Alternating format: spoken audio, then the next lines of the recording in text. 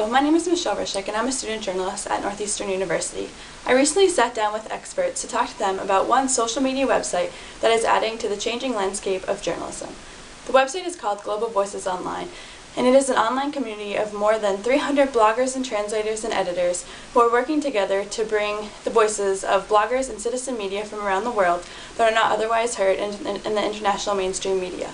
It was founded in 2005 by CNN Tokyo and Beijing Bureau Chief Rebecca McKinnon and Africa expert Ethan Zuckerman while they were working at the Berkman Center for Internet and Society at Harvard University. So what makes Global Voices so interesting is that while you've got the mainstream and alternative media narratives, then you've got this third narrative of what people are saying in their personal space. And those personal spaces, luckily for us, are public, and so, now it's not just blogs, but also Twitter, Facebook, YouTube videos, all sorts of different media that goes into making a good Global Voices post. What it does is tries to filter, select, and amplify voices that we think aren't getting widely heard around the world. Most people recognize Global Voices' importance at moments of crisis. I love the diversity of Global Voices. It's so diverse. So many different issues are being covered.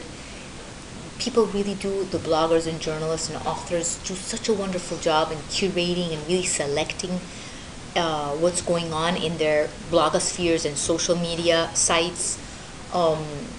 We have lots of breaking news that has been super important right now, for instance, in the whole Middle East uprisings.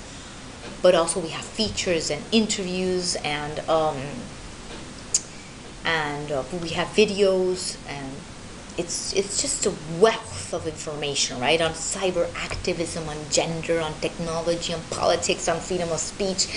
It's just incredible. It just really gives you a whole different vision of the world. Not only do we have people on the ground in all of these countries that are, of course, very knowledgeable on the internet and social media and everything, but also the job of curating the hundreds of posts, of tweets, of videos, of podcasts, so it's really become an invaluable source of information what's going on in the Middle East, and also of other kinds of information that maybe we're not seeing anywhere else, right? We're at a moment in professional media where media networks are spending less and less time and money on international coverage. And social media doesn't replace that, but it is a way for us to keep an eye on corners of the world that aren't getting a whole lot of attention at this particular moment in time. So I think it's great at moments like now where we get a whole lot of love and people are paying attention because there's so much unrest in the world. But I honestly think a lot of the most important work we do is the stuff that most people don't pay attention to. The biggest team on the Middle East and North Africa team in Global Voices is the Egyptians. We've got, I think, 6 or 7 Egyptian authors compared to like 2 for Morocco or 1 for another country.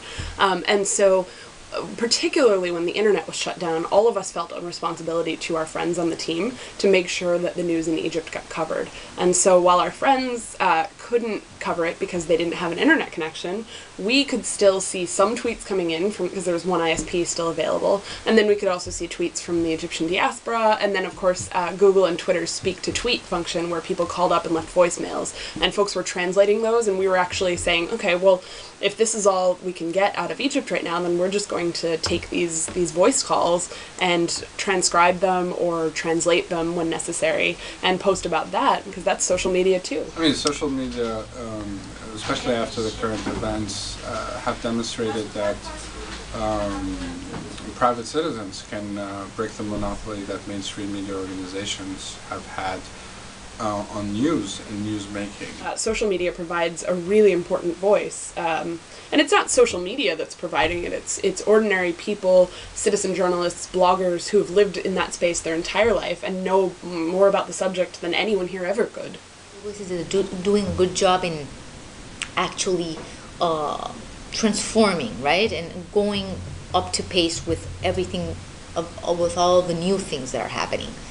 And I think it's going to become, and it's going to be very much more important towards the future, actually.